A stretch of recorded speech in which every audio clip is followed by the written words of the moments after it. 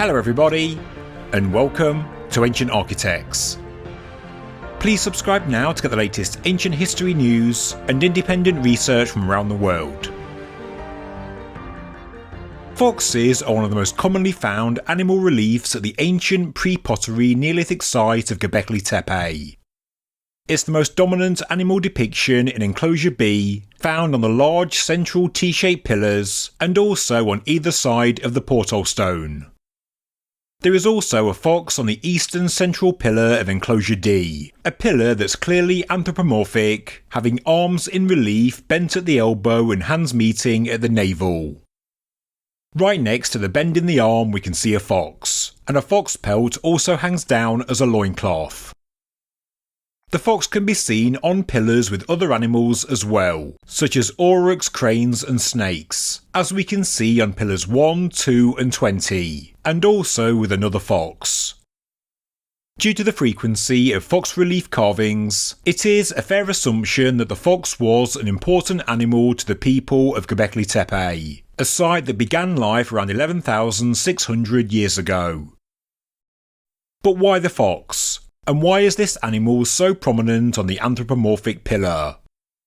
It has been theorised that various clans or local groups met at Gobekli Tepe, and maybe each group had an identifying emblem, an animal they identified with.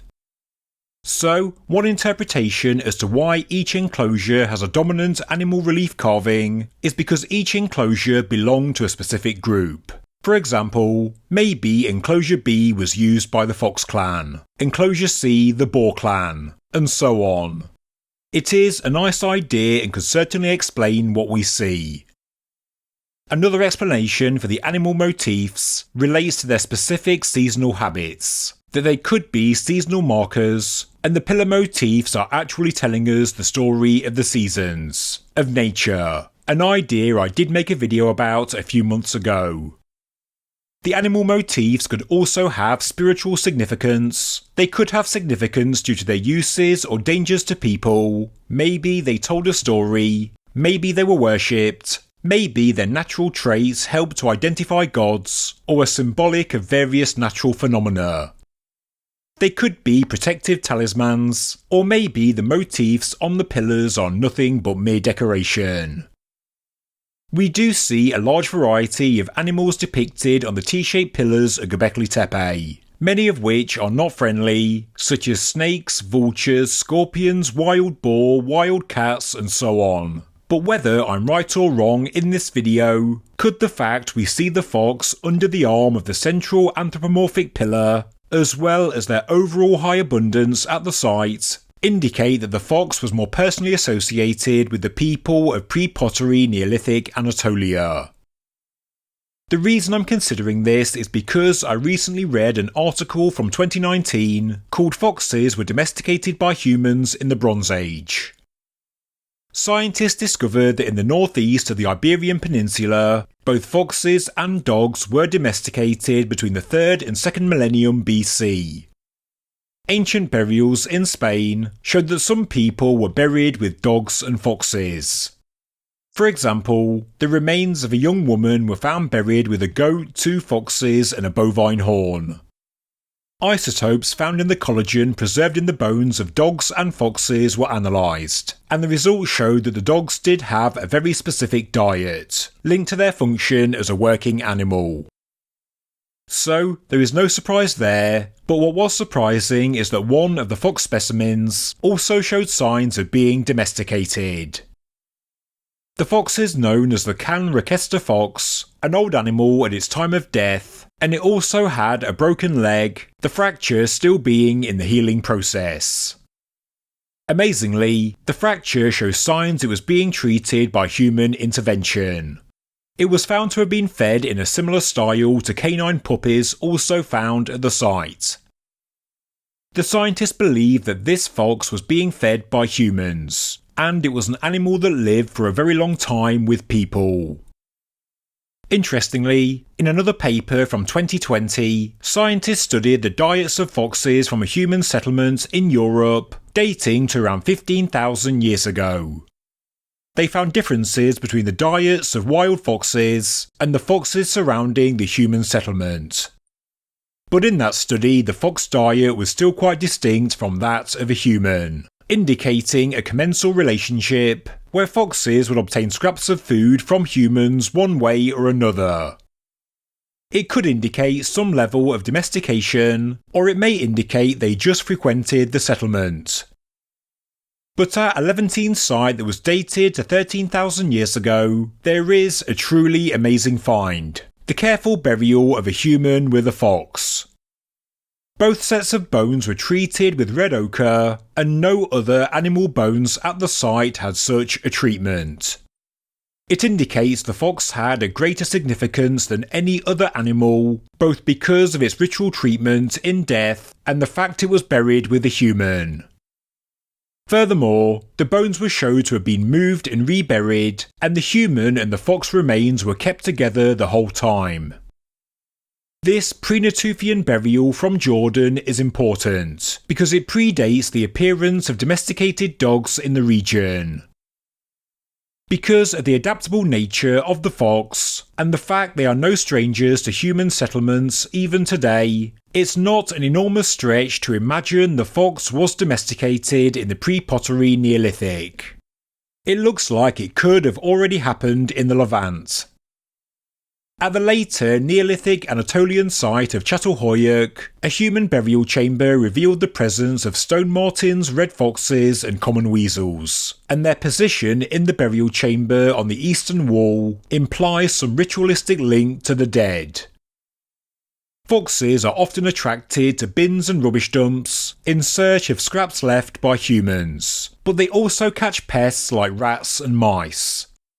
The fox has a flexible diet, and it could be called an opportunistic omnivore. Many foxes will also actively hunt down snakes, and, as we know, foxes are depicted with snakes at both Göbekli Tepe and Karahan Tepe. Therefore, having foxes around, encouraging them into settlements could well have been welcomed. Although the historic examples of possible domesticated foxes are few and far between, the fact the Can Rakesta fox had a specific diet, and also a broken leg that looks like it was cared for by humans, and then the Levantine human burial with a fox with a special ochre treatment, could well indicate that foxes and humans had a much closer relationship in history than we think. Maybe foxes in the past were just living close by ancient human settlements, but they could have been purposefully kept, even bred, or just allowed to live amongst humans. They offered many benefits to human populations, especially pest control. And foxes can be tamed. They can be human companions. There are many examples of somewhat tame urban foxes in the world today. On YouTube there is a video by Steve Downer with more than 12 million views showing a wild vixen being fed from a dog bowl. A video from Roaming NJ shows a fox taking food from a person's hand. Often, when one urban fox is fed by humans, many more will arrive the next day. When they feel safe in your garden, the cubs even come out to play. Director, writer, actor and comedian Ricky Gervais has a whole family of foxes in his garden, and these seem to come every day. And he and his partner, author Jane Fallon, often post videos and pictures on social media. And you can see the cubs playing, and even coming right up to the window to take a peek inside the house. 58 years ago there was a biology experiment in Siberia. Dmitry Belyaev wanted to understand how dogs first became domesticated, and he used foxes in an experiment because of their close family ties with dogs. He and his team visited fur farms across the Soviet Union and purchased the tamest foxes available. The researchers firstly bred foxes that showed opposite traits of tame pups, and the foxes being born were more defensive and aggressive than the norm. This shows that certain aspects of the fox's behaviour could be tied to genetics, and spotted during breeding. Belyaev died before the end of the study, but today, 58 years later, there is now a large sustainable population of domesticated foxes in Siberia. They have no fear of humans and actively seek out human companionship. The friendliest are known as elite foxes. By the 10th generation of these bred foxes, 18% of the cubs were elite. By the 20th, this figure was 35%. Today, elite foxes make up between 70 and 80% of the population. So, over time they have bred tame foxes. Compared to dogs, they are hard to train, they can still be unpredictable, but they do enjoy a scratch and a stroke just like a dog, and they do enjoy human attention. So, with what we know about foxes in the modern world, as well as the historical fox remains discussed in this video, could the prominent depictions of foxes at Göbekli Tepe indicate there was in fact some level of domestication in pre-pottery Neolithic Anatolia? Well, I think it is possible. As we can see from the iconography, they clearly had a strong importance, and the red ochre burial shows it is possible they had already been domesticated in the nearby Levant. Maybe in this part of the world, the fox was man's best friend before dogs. Cunning, compassionate, loyal, useful, hunting pests like snakes, rats and scorpions in the settlements, maybe displaying intelligent traits that hunter-gatherers could identify with. I don't know. Maybe having a commensal relationship worked for both humans and foxes, because they do seem to benefit each other. But we should also note that inside the Göbekli Tepe refuse, there is a high frequency of fox remains, even more so than wild boar, and this is possibly related to the making of fox pelts and/or using fox teeth for ornamentation purposes. Because of this, you can argue the prominence of the fox at Göbekli Tepe is maybe just because of what they were used for. Some of the fox bones also show cut marks as well, and so it does look like they were occasionally eaten. Could it be possible that foxes were actually bred by these ancient people, with some used for pest control inside settlements, fed and encouraged by humans, whilst others were destroyed for their pelts? Maybe it is in fact a bit of everything, but with my research going forward, I think it is worth considering the possibility that foxes were domesticated, or maybe semi-domesticated in the pre-pottery Neolithic. And, if correct, it could well help us to understand this distant culture a little better. I would love to hear your thoughts, so please do leave a comment below. Thank you very much for watching this episode of Ancient Architects. If you enjoyed the video, please subscribe to the channel, please like the video, and please leave a comment below. Thank you very much.